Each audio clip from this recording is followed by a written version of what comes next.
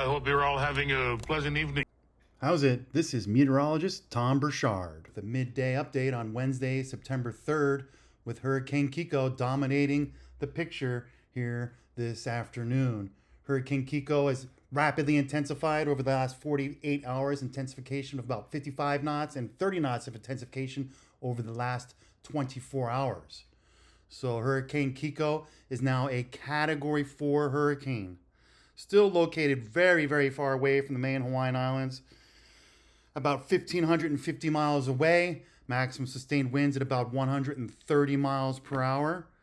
And the system's moving generally towards the west at about 9 miles per hour.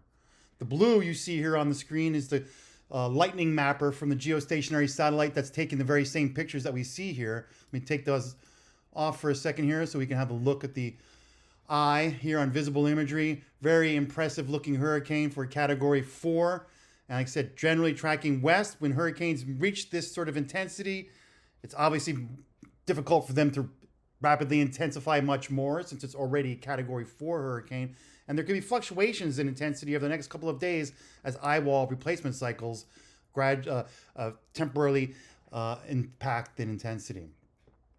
Taking a look at about how far the center of Kiko is from the main Hawaiian Islands, about 1,550 miles away still yet. Still a lot of time for this forecast to evolve.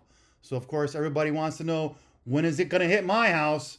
And that answer, nobody knows, and nobody should be giving you. Latest forecast from the Hurricane Center anticipates that Kiko will generally move towards the west over the next couple of days with a turn towards the west, with some weakening on days 4 and 5. So here's the latest plot. On 8 a.m. on Monday morning, you can see Kiko drawing closer to the main Hawaiian Islands. I have the center of this ring ranger over the Big Island. And around 8 a.m. on Monday, Kiko will be about 400 miles east of the Big Island. And obviously the question is, where will it go thereafter?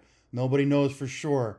But the answer for when it might be in the vicinity of the islands, when it potentially bring some impacts, would be about Tuesday or Wednesday of next week. But what kind of impacts? It is much, much, much too soon to say. Here's the latest spaghetti plot, if you will. You can see pretty good consistency with the forecast models throughout day 4. But as we get out to day 4 and 5, the spread becomes quite large.